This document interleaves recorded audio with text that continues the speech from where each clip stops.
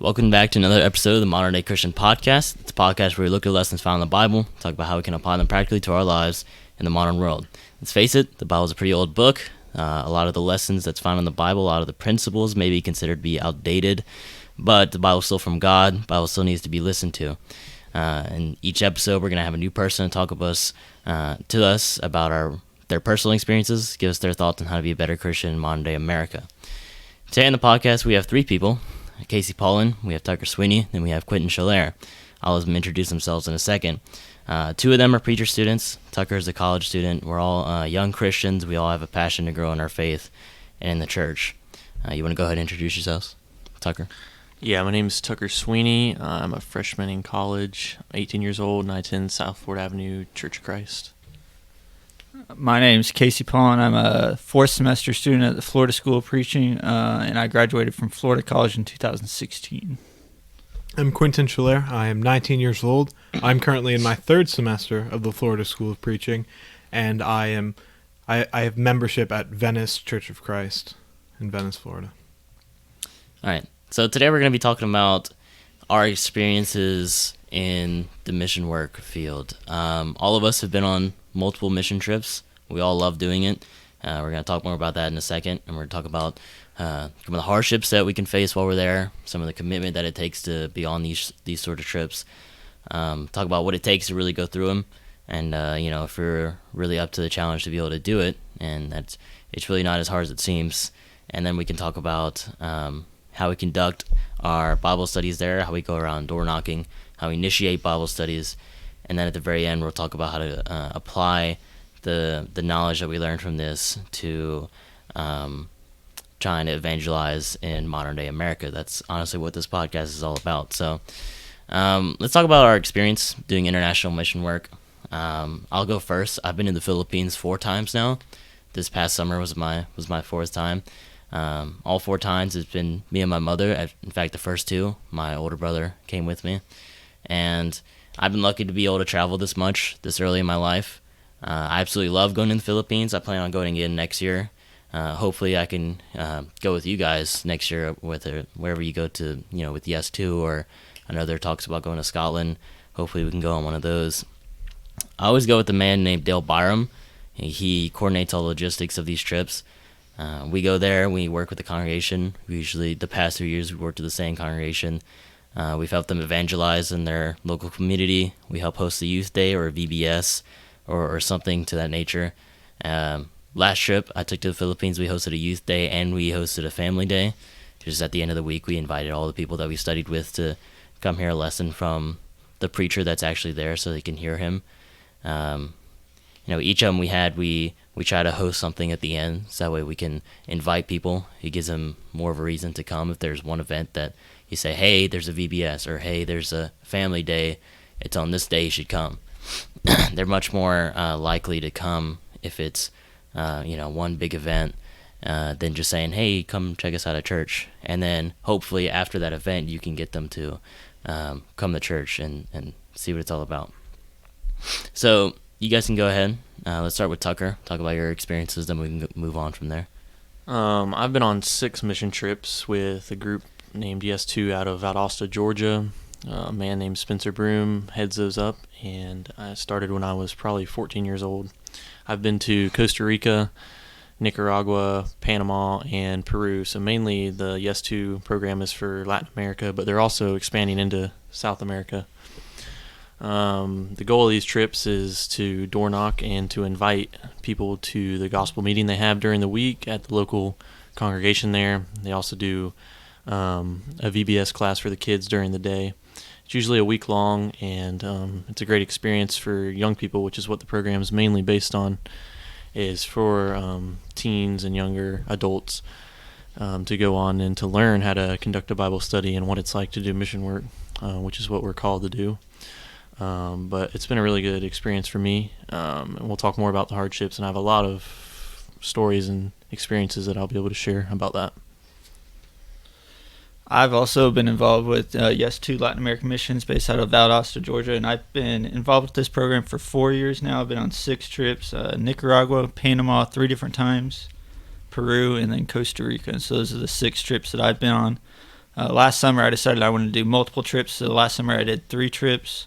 One was on my own without the people from our congregation. One was with the congregation, and then one me and Tucker went on, just us two, and we worked with some of the people there. Really how Yes 2 works, they divide you up into teams, and so there's going to be a team leader, and that's going to be the person that conducts the in-home Bible studies. And there's going to be a younger guy that usually kind of follows in his footsteps and helps him out in those studies and helps him be able to answer some of the questions and things that may arise during the studies. And then they usually have a girl that helps out with the kids and with the women that are in the house if those are there, and then also a translator, obviously, which is very important. And they have sometimes local translators or translators that are from down in Latin America somewhere, Costa Rica, Panama, and those are the ones that translate and help us be able to overcome that language barrier that's there. And so it's definitely been a good experience.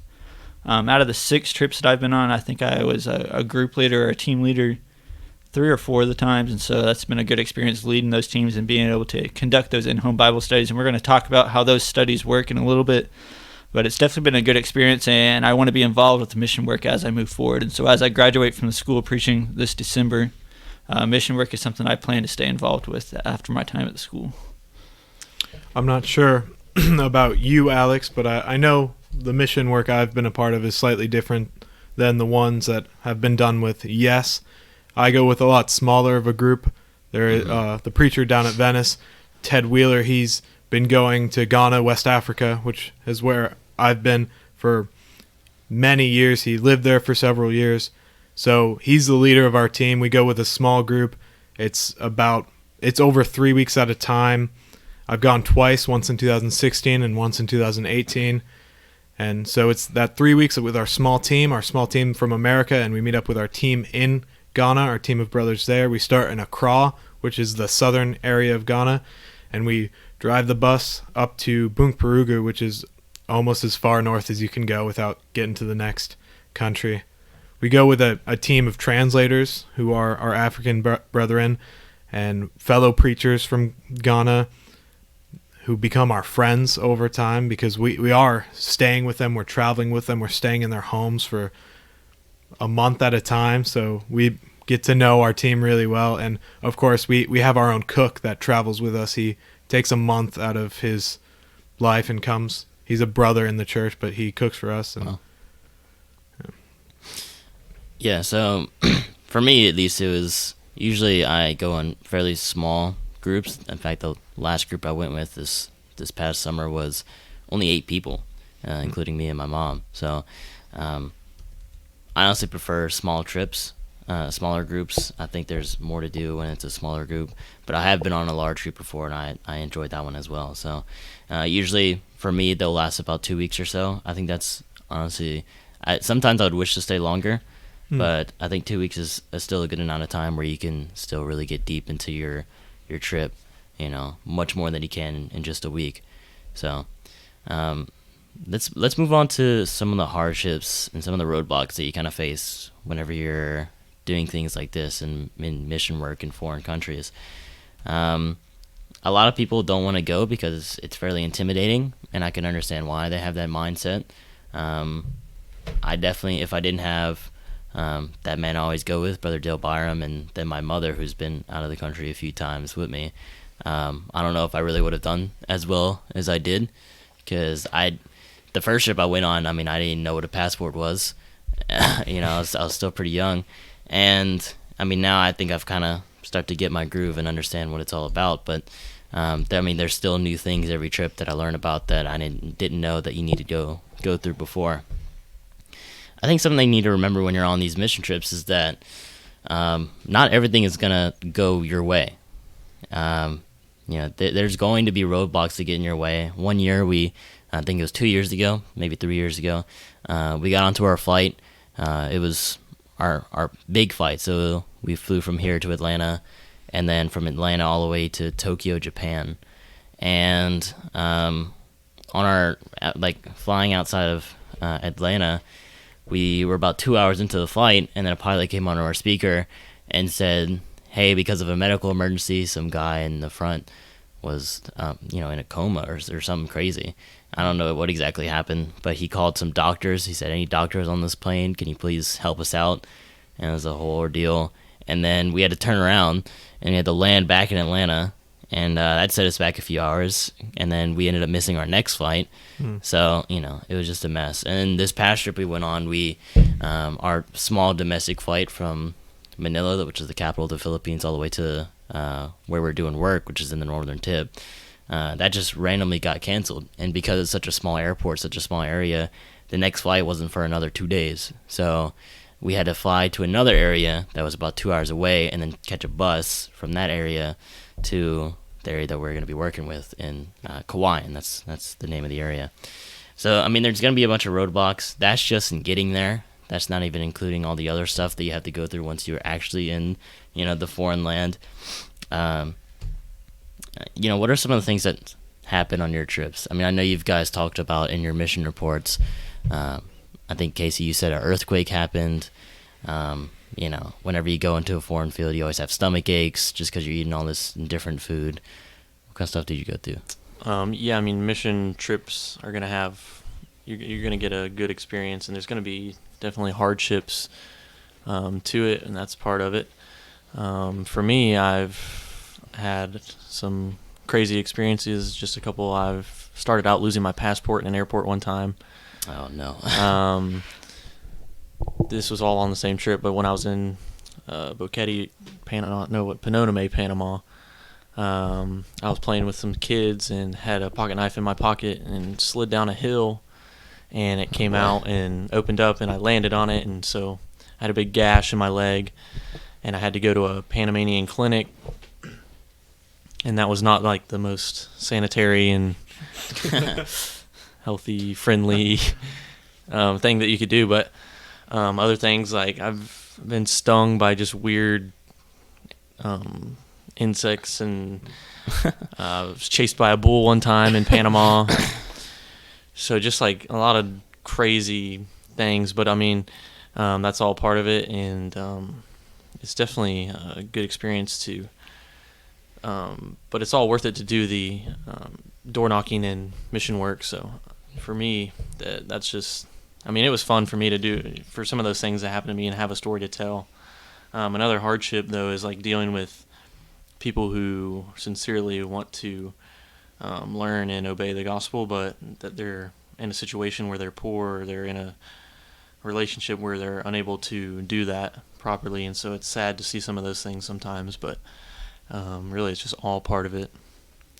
Yeah, it sounds like you had a lot more exciting trip than I did. I mean, being chased by a bull and being stung by, unnamed insects, and yeah.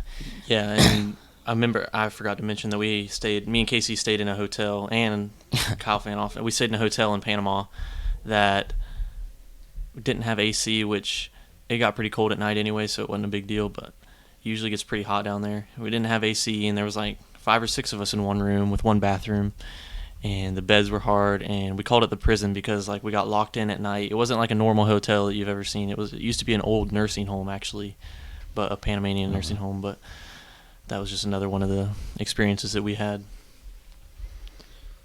It's kind of hard to follow that up because I don't have near as exciting with stories, but one of the things that I thought about when it's roadblocks to mission work is, before you even leave, just the financial part, being able to raise the money and have the money to be able to buy the plane ticket and afford the things while you're down there.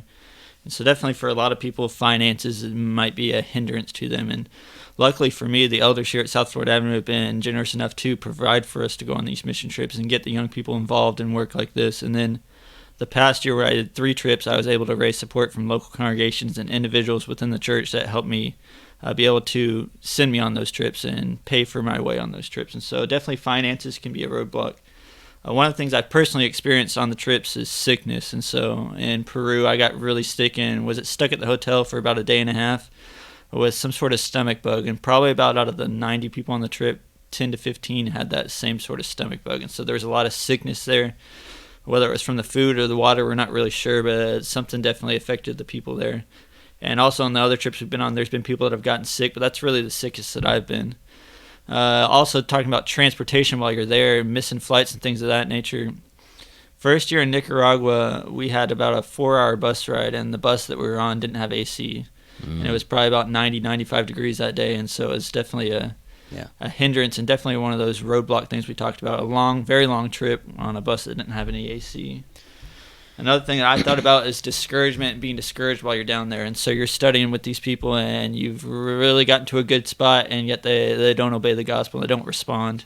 And so we've got to remember that God gives the increase. And so it's not about us or our word. And if God wants them to be able to follow and obey the gospel, and there's going to be people that follow up and can help out in that matter. And so just not to become discouraged while you're down there. And then also another thing, it's just a lack of sleep. And so you're going to do a lot of work really down there. You're going to have really long days, and it might be really hot. And whatever the weather is, there's going to be long days of work. And so you're going to have to be able to go on a lack of sleep and not get near as much sleep as you would here in the States. Yeah. Two things, actually. We'll talk about rejection a little bit more. I know you said not getting discouraged. But I know you said stomach bug. That's a huge thing, especially when you go internationally. You're eating a lot of different food. You're sleeping in a different environment. All these other factors that play into it. A lot of people get stomach aches, stomach bugs, things like that. In fact, 3 out of my 4 trips that I went on, I've had to spend at least a day in the hotel just because I couldn't move. Luckily, that didn't happen this last time. I'm really glad it didn't. And but that's a big deal. And so, Quentin, you want to go ahead and talk about your experience? There's not a lot that I can say that's different from what you guys, but I know I can agree with my own personal stories on a lot of that. 'Cause I know especially when Casey brought up just the cost and Alex, the preparation beforehand. Some of these trips can cost a lot, and it takes longer here in the States just raising the money than you're actually on the trip sometimes, just trying to get the funds to be able to go and help out. But when you go, you really it's almost like you're addicted to going back, so it's worth it to have the time put in to fundraise to get the money.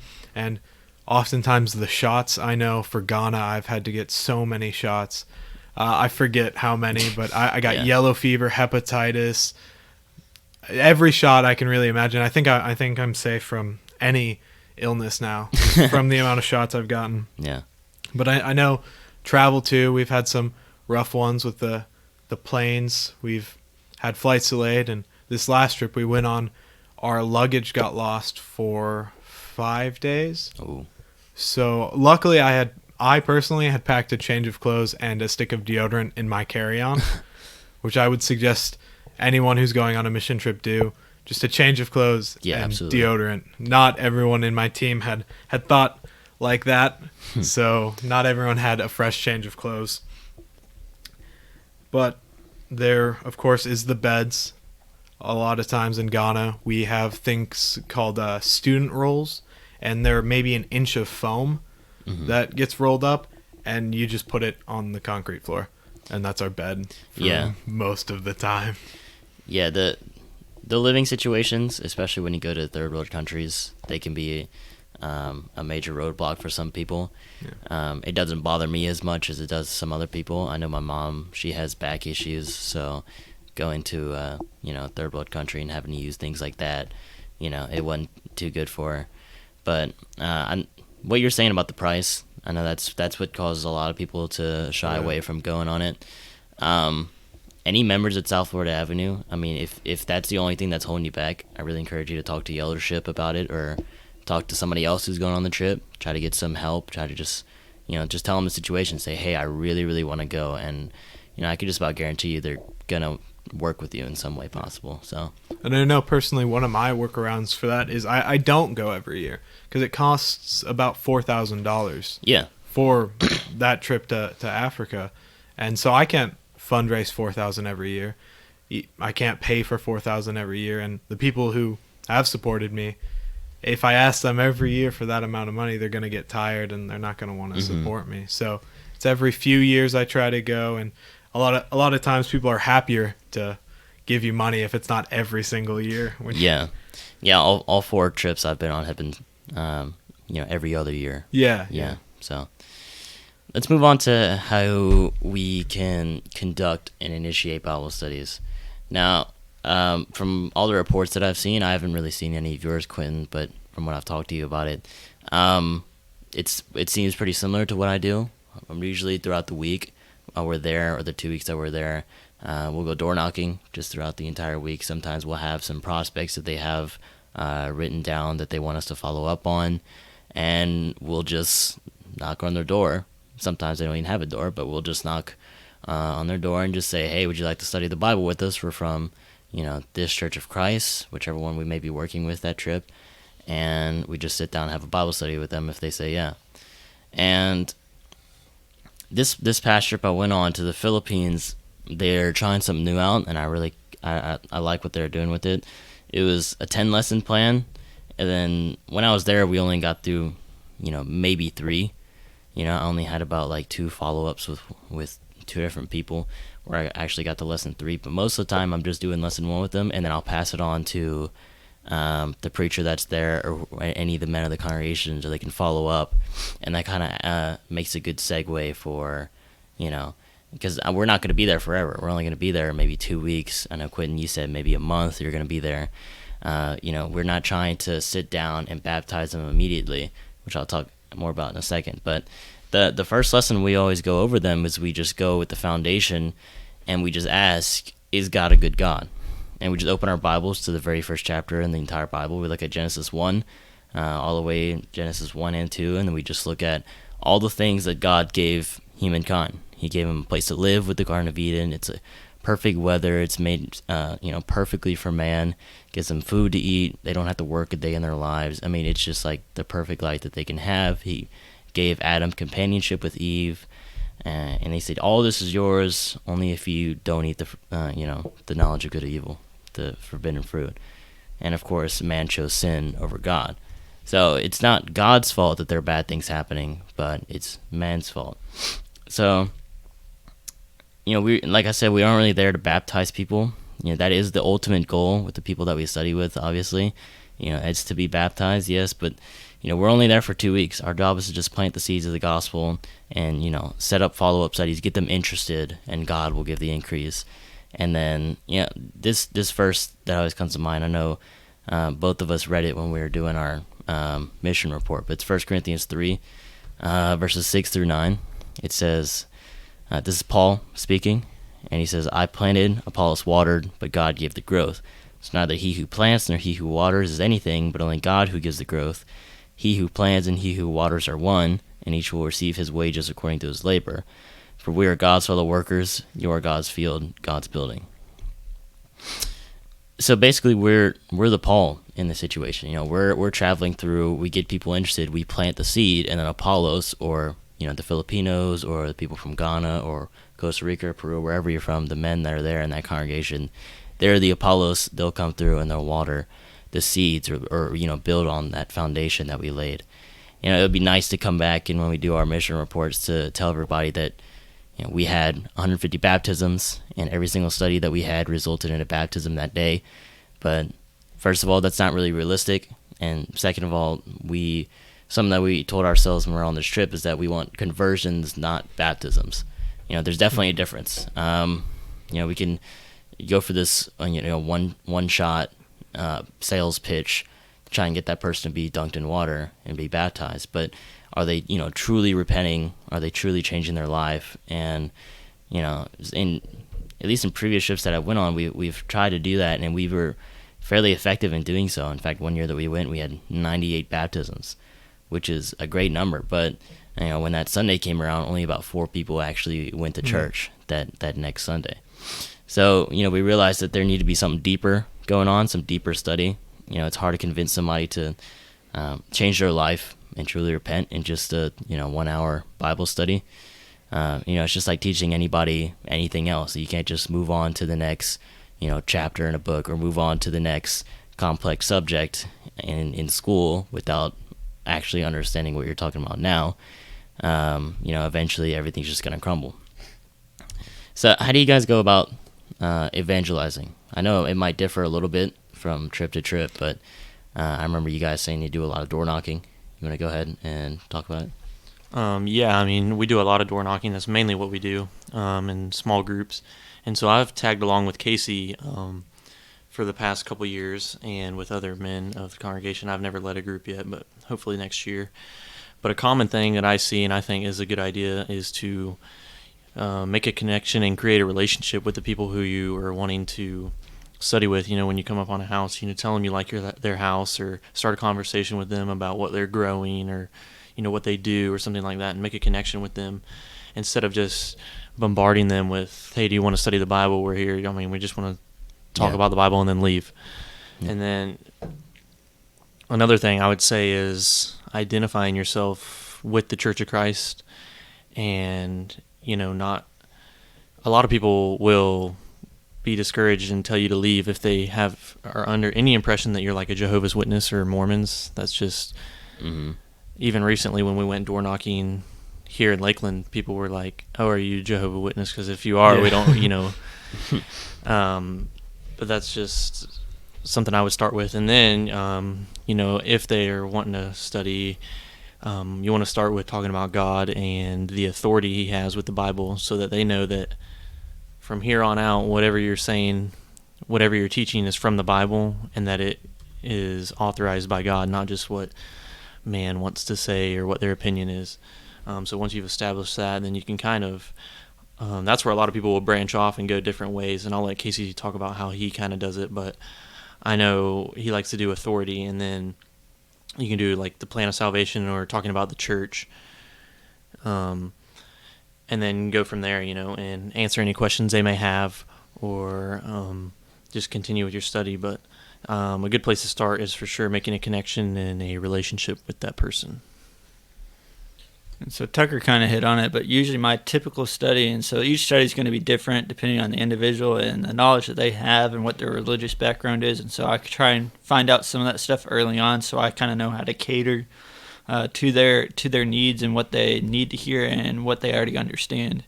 And so I usually always start with authority, because if we can agree on that, we can kind of move forward from there. And if we can't, then I'm going to have to backtrack and kind of show them how Scripture is inspired, and Scripture holds all authority, and God has all authority. And so it doesn't matter what man says; it matters what God's Word says. And so we have to make that connection first off, lay that foundation to begin with.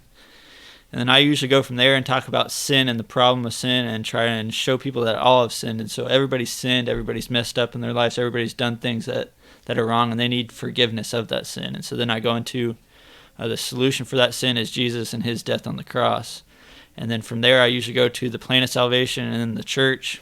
And then from the church, I usually go to the organization of the church and some other things after that. But that's kind of usually how I do a typical study.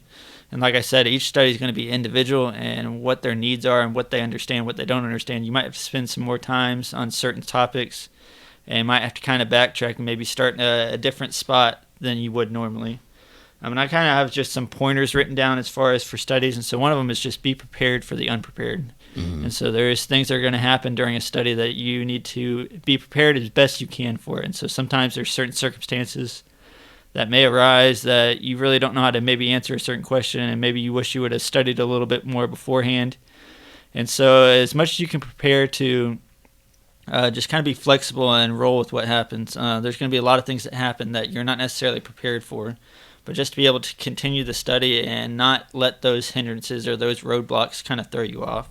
And so the more you prepare beforehand, the better off you're going to be. Mm-hmm. So that's another thing I have is study beforehand. 2 Timothy 2 and verse 15 says, be diligent to present yourself approved to God, a worker who does not need to be ashamed, rightly dividing the word of truth. And so in the meantime, in the time we're here in the States, we're preparing for this trip, raising the money, we also need to be studying and make sure that we have a plan for these studies, and we have a good knowledge of the Scriptures, and we really know there's certain things we should really know as Christians. So the plan of salvation and verses for the one church and things like that, we need to make sure that we really know those things, and we really know where to go to for those things and how to answer those certain questions. Another thing I have is just be ready to work. And so when you go there, make sure that you're ready to work. Make sure that you kind of have your mind in the right place and you're ready to go out and study the Bible. Some people may treat mission trips almost like as a vacation or a trip, and so they go there and they kind of enjoy it, and that's a good thing to enjoy those things. Mm-hmm. But when you're out during the day, make sure that you're ready to work and you're not messing around with your friends and you're not distracting people from the study that's going on. So make sure that you're just ready and you're there to work. And so that's really how I conduct a normal study, and the main thing that I would leave you with is just make sure that you're prepared and you have a plan, and your plan that you stick to it as best you can. And there's going to be times where maybe you need to veer off and touch on certain things, but don't let the person there take you off on a rabbit trail and then you go off on that same rabbit trail. Kind of try to stick to your plan and get through the material and the things that you need to get through. Sometimes it's a shame to be there and get to a certain point and almost get to the plan of salvation, and then that's your last day and you got to leave. And so if you can, try and get through the material that you can and get them to that point of the plan of salvation and the one church, because that's really where the study's going to take a turn and they're going to have to respond to the things that you say. Yeah, like what you said about keeping your goal in mind. You're there to work, and then a lot of people treat it like a vacation. And, like you said, it's not bad to enjoy traveling the world. I greatly enjoy traveling and seeing new things.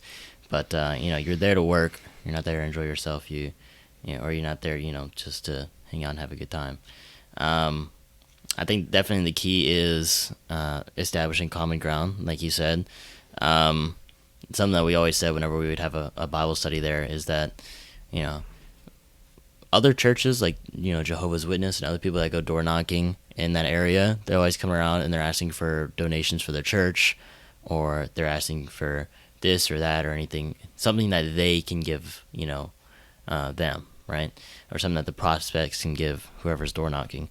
But something that we really try to emphasize to them is that, we spent money to be here. Like you said, we spent a lot of financial planning in order to be here, just so we can have a Bible study with you, just because we actually love you. We want you to be saved. We're not here to ask for money. If anything, we spent money to be here. And usually that kind of tears down some barriers that they have. So, Quentin, you want to go ahead and talk about your... There's 4 major things that I've done when we've gone. The first one is house to house, which is similar to door knocking, but a lot of people there don't have doors, so we can't really call it that. Yeah.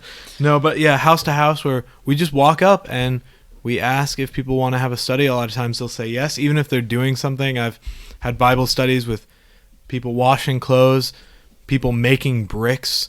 I've just had Bible studies with a lot of people just doing their job, and they're willing to listen, and we sit down and we have a conversation with them, and they're willing to hear. The second one is night preaching. So the house to house is during the day. That is when a lot of people are working, and a lot of people aren't able to be reached because they are working. So we go out at night when everyone's done with their jobs and has free time, and we preach. We start out with showing a video on a projection. It's translated into all the languages in that area, and it is a story of the book of Luke that is done very, very nicely, and we project that, and we have the loudspeakers, and some of these people have never seen a movie, and they don't know what's going on, so they hear the noises, they come, and they just kind of gather around. And once the movie's over, we start preaching to them. We preach to them about God, the plan of salvation, the love of God, all that sort of stuff. I know maybe the way we've done it has been a little different than what you were saying about maybe not even necessarily trying to have them baptized. We do something similar. We want them baptized if they know what they're doing, if they understand. And then we have our local members get their contact information, find out where they live, find out their names, write down all of their information, and then follow up with them. So if they're not there the next Sunday, they're getting a visit.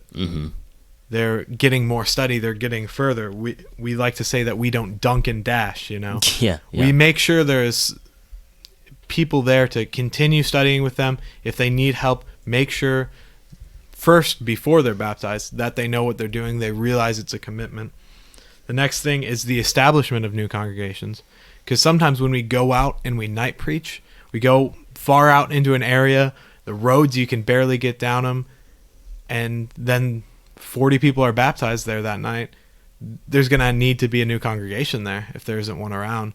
So we have a group of what we call motorcycle preachers over there, and they maybe preach at 5 or 6 different congregations each Sunday, and they go from one to the next all day Sunday, just preaching. And when we establish a new congregation, that adds another congregation that they have to go to until they are strong enough in the faith, until they understand enough. Maybe they get someone new that can start leading in that congregation. And then the fourth one, of course, is gospel meetings. We have done that over there. The church members enjoy it when we get to come over there and maybe take a day or two, or in some cases a few nights in a row, where we do a few lessons for them. And just that really is a good encouragement to the local brother in that area. Yeah, so let's talk a little bit about, I know earlier we mentioned it, but rejection, and not letting yourself get down in the dumps because of being rejected. I'll tell you about a personal experience that I had. This last trip that I was on, I was doing a few personal Bible studies. Me and my interpreter, it was just me and him, and we studied with this one lady, and it seemed like the study was going well. In fact, she said something about the born again denominational church. Most of the people there are Catholics, so that kind of caught me off guard. So, I started the study by talking about what it actually means to be born again. I started in, the book of John, chapter 3, talking about Jesus' baptism, things like that, and how he talked to, what was his name, Cornelius? Nicodemus. Oh, Nicodemus. Yeah, and I started with that, and then we got into our actual study, and she seemed like she was interested. But then, we scheduled a follow-up study, which was like 2 days from that day. So we went back for a follow-up study, and she said, sorry, my daughter's a Jehovah's Witness, and she doesn't want me studying with you guys anymore. And she just turned us away. She rejected us. And, it was unfortunate at the time to deal with rejection, but, as Jesus says, knock the dust off your feet and move on to the next city, right? I mean, there's really nothing you could do about it. We planted the seed. We did all that we're there to do. But, I mean, all you have to do is just knock the dust off your feet. So have any of you guys really had to deal with a lot of rejection? Yeah, me and Casey this past year on Costa Rica, on our Costa Rica trip, the week started out pretty slow. We were not getting to talk to as many people as we normally would. Down there, they're normally more receptive than here in the U.S., and I know we'll talk about that, but usually it's not like that, and we weren't getting as many studies. We don't know if it was a translator issue or what was going on, but it was just kind of discouraging. I know, like, halfway through the week, we were kind of down about it, but it started getting better at the end of the week, and but it was definitely odd for that to happen, and I'll let Casey talk more a little bit about that, but it was definitely discouraging, and I'm sure it would be for anyone who, like, you pay all this money to go down there and you want to have Bible studies, but that's part of it too. Not everyone is going to want to listen and study with you. And one study that we had in Costa Rica was on this same trip. We had sat down with this guy and we studied with him for a while. We probably were there I would say maybe an hour, close to an hour and a half. And we got to the point of, we figured out his religious background. And so he said he was part of a church that met there at his house. And then we found out that his wife was the preacher in the church. And so I took him to 1 Timothy chapter 2, verses 8 through 15. And really the tone of the conversation changed from there. And he became very upset and very aggressive towards us. And there's a lot of things that were said in Spanish that I didn't figure out what was said until later on. And it basically was like, you guys need to leave now and not come back. And so definitely there was some rejection there and some harsh feelings towards the things that we said. And, when I first left, I was pretty discouraged about that and the things that were said. And it's discouraging to be rejected like that. But the more I thought about it, the more I understood the fact that I did the things that I needed to do, and I planted the seed, I planted the gospel, and it was his decision to either reject or accept that, and he chose to reject it at the time. Maybe that's changed since, but sometimes it's hard to accept the fact that some people are just going to reject you, and they're not really rejecting you, they're rejecting God's word. If you teach them from God's word, it's not you that they're rejecting, they're ultimately rejecting God, and so we have to understand that, and we have to be able to, as Alex said, shake the dust off our feet and move to the next house, and not let that dictate how the rest of the week or the rest of the time that we're spending there is going to go. And we can become discouraged, and that might show out the rest of the week, and maybe we don't talk to as many people and don't take advantage of opportunities that we have. And so not to let that rejection define the tone of the week is definitely something that I've learned from.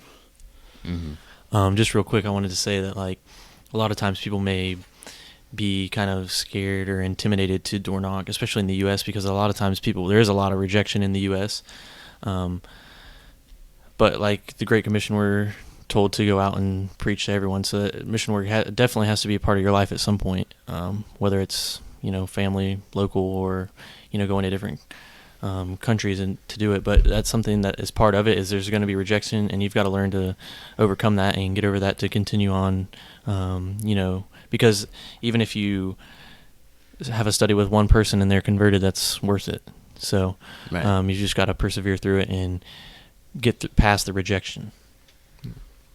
Definitely with the rejection, because every time you have one response, there's 5 people that you've talked to previously that aren't interested. Maybe they heard what you had to say, and maybe that might come to something later, but it's not going to be every single person that you talk to is responsive. It's not even likely going to be every other person, but they're going to be few and far between. Like is said, there's going to be few who find the narrow way.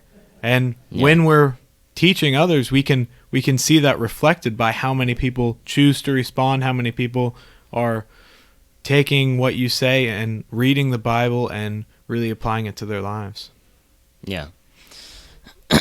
So let's talk about really what this podcast is all about, how to be a successful Christian in the modern day world, right? And especially in modern day America. A lot of people aren't able to really go on trips like this, whether it be, people have jobs they can't get off from for more than a week. People have, they have all sorts of responsibilities that they really can't do it, whether it be financial, anything like that. How do you think our tactics, some of the things that you learn there in foreign countries doing these mission works, how do you think those things can transfer over to our evangelism here in America? Well, because, after all, we only have a few weeks there, in Peru or in the Philippines, wherever we may be. Our mission work, our evangelism doesn't end when we come back, when we fly home, right? It still continues. We still need to be a Christian. How do you think some of the things that you learn helped you in your life here and your evangelism here? So as Christians, especially in the modern world, and so as Christians, we need to make sure that evangelism it's in our bloodstream, and it's part of who we are and what we're doing. And so it's not just going to be that 1 week out of the year that we spend evangelizing and then we come home and then we don't do it again until next year. We've got to take advantage of the opportunities that we have here in the States. And, it's going to be a lot harder here in the States. People are less receptive. From my experience in the States, door knocking, you just don't have near as much success, but you've got to take advantage of the opportunities that you do have. Yeah. I'm sure there's people in your lives, maybe friends, maybe coworkers, maybe even people in your family that you could talk to about the Bible and share your faith with, and the people that are going to be willing to listen. But sometimes we shy away from those opportunities. Here in the States, we have relationships with these people here. We have friends, we have coworkers, we have family. When we go down to a foreign country, we don't really know these people, and so we don't fear the fact of that we're going to affect a relationship, because for the first part, we don't really have that close relationship with someone in a foreign country. And so it's a little bit easier to go into a study down there and study with people that you don't really know beforehand. But here, with people that you know, people that you are acquaintances with, or whatever the case may be, it's a little bit harder to do that. And so in America, one of the things that I've encountered that's one of the hardest things is people don't understand the importance of why we're doing what we're doing and why we spread the gospel, why the church is so important. People don't really understand the importance of that, and so we have to make people understand why it's so important, why it's important for us all to obey the gospel and respond to the gospel. In America, there's a lot of things that vouch for people's times, even especially on Sunday. There's sporting events on Sunday, people work on Sunday. There's a lot of things that happen that vouch for people's times and take people's times away from a day that should be set aside to worship God, and that should be of vital importance to us, and that should be at the top of our priority list. And many people don't put it that way. Many people put things above God and put things above worshiping Him on Sunday, and so we need to make people understand the importance of that, and just look for active opportunities. And so we know how to conduct these in-home Bible studies. We've done it before. We know how to make those personal connections. And so just transfer that over here. A lot of people have fear here of evangelizing just because they hear that, we're going to get rejected a lot. Nobody's going to want to talk to us. People are going to kick us off their front porch. And that's not always the case. We need to go out there and at least try it, and at least try to talk to people. And maybe we're just going to leave a flyer or a bulletin on their front porch, and maybe they read through it, maybe they respond and come to the church. But whatever the case, we need to make sure that we're actively involved and we look for opportunities to do evangelism here. People here in the States, they don't really always look for opportunities, and yet they're going to pay a lot of money to go over to another country and evangelize. Yeah. Well, we could be doing it in our own backyard, in our own town. I know here in the States, I feel like door knocking has definitely, it's not as popular as it used to be, and there's not many congregations really that go out and door knock a lot. I know a couple weeks ago we had the National Door Knocking Day, and I think it was a pretty successful day overall, and there was a lot of contacts that were made and people that were talked to. We need to make sure that that's more a part of the things that we do, and we're actively looking for opportunities to spread God's word. Yeah, Quentin, you have anything to add on that? Yeah. First thing was, when I went over there, I got way more confidence than I had. When I went in 2016 for the first time, I was 16, and I had never actually sat down with a stranger or really anyone and had a personal Bible study. And then we got there, and it was the second day, and Ted Wheeler, the head of our group, said, "Okay, you're leading this group. Here's your translator. Go." And I was just kind of thrown into the deep end, and I just went around, and we had practiced beforehand. We had put the time in, learned the material, but I hadn't really used it. So just knowing that I could do that in the first place, just jumping right in, you learn that you can do it. You learn to roll with the punches, and you know that you can do it. And I think even if you aren't doing mission work, just jump in the first time. It takes the first time to do it. You gain the confidence. You're able to do it again. You're able to do it more. Also, a few lessons that I've just learned from doing mission work is that we can't discount the children. A lot of times over here, I think there's some aspects where we do focus on the children, but a lot of times it can be that VBS, almost not real biblical learning that we do. Over there, they have a higher percentage of children than we do over here, because not a lot of people live that long and they have a lot of kids. So there's so many kids, and they're willing to learn, and they're smart. And sometimes it's the kids that we teach, and they bring their parents. And you can really see that in a country where there's a huge young population. And another thing that I want to add that I can just apply to my life is being over there, seeing the nature. It really makes you think about the creation of it all and God, and that is inspiring and a great reason to do mission work, to be able to see just a little bit more of God's creation.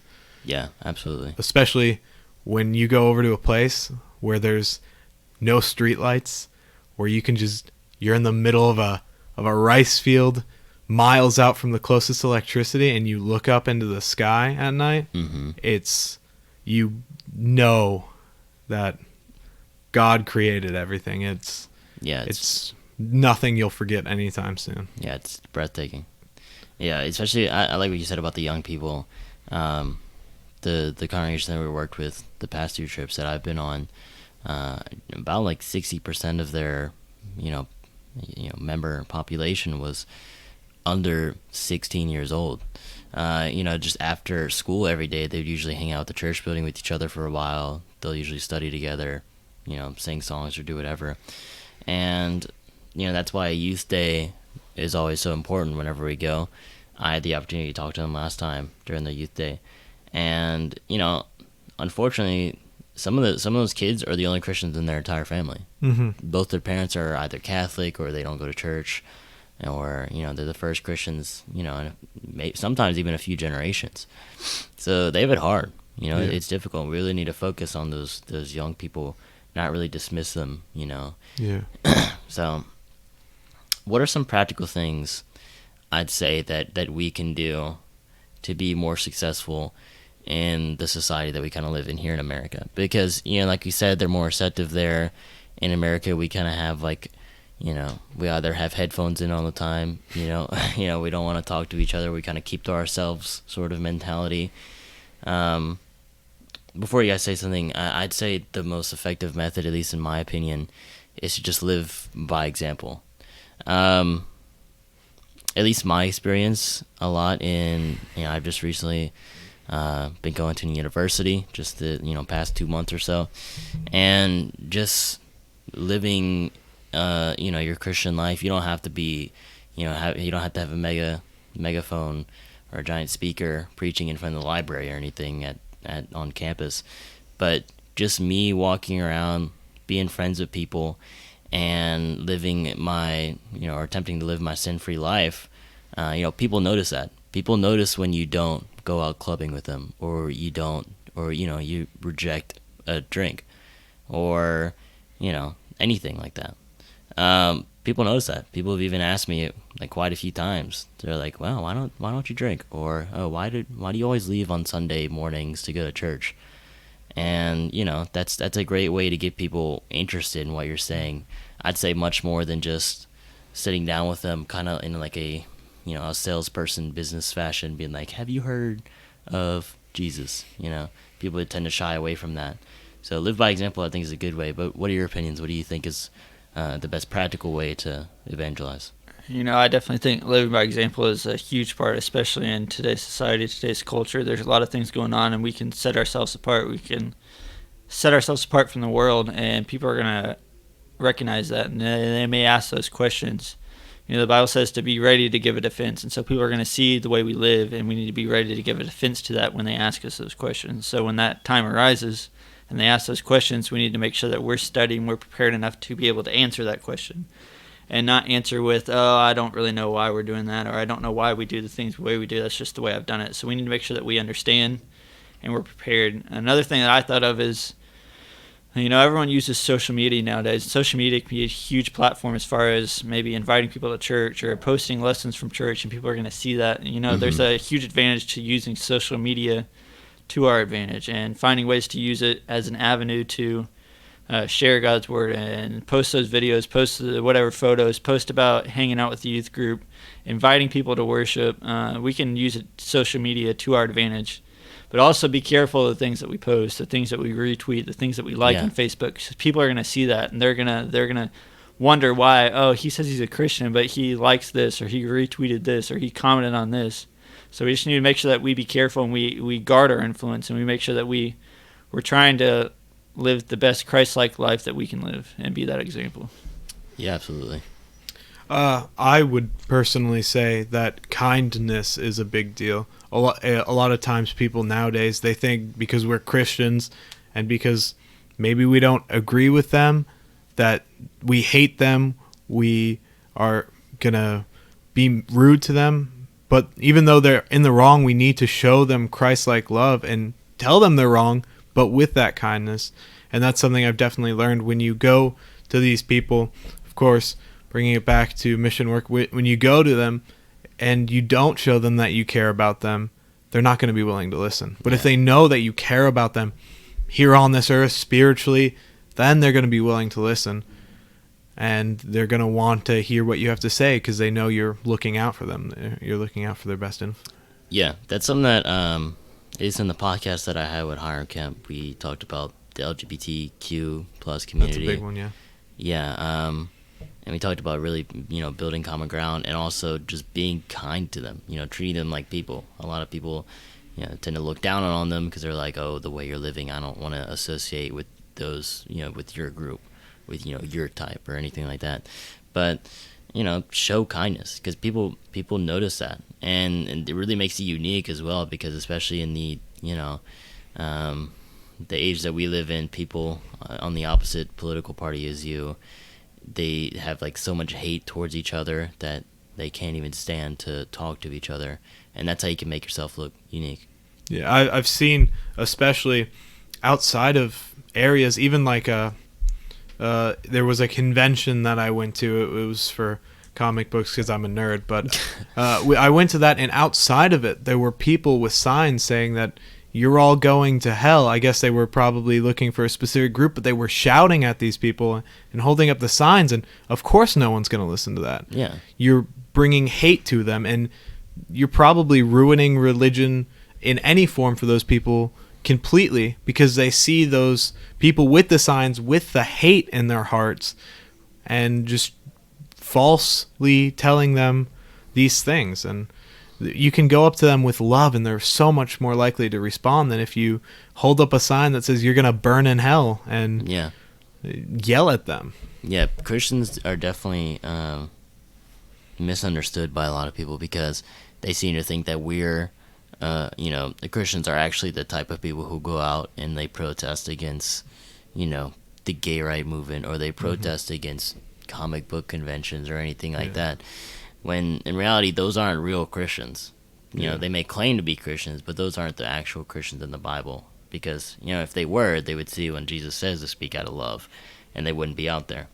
But, you know, that's how to really make yourself unique, stand out, live by example, is to just not participate in that. And people say, wow, you're a Christian and you're actually a pretty, you know, nice person. You're a pretty chill guy. I mean, people have even said that to me. They're like, wow, you're a pretty chill guy and you're a Christian. That's pretty interesting. And anything else you guys want to add on this entire topic as a whole before we close out? I think I'm good. I just have to say, like, closing statement, if you take one thing, there's gonna be difficulties. It'll be hard, it'll be long, but it'll be worth it. Yeah, absolutely. For you and for if even one person hears and responds, you know. Yeah. And I would just look for ways to be involved with evangelism, whether that be going to another country or that be involved in door knocking here in the States. Just look for opportunities to be involved.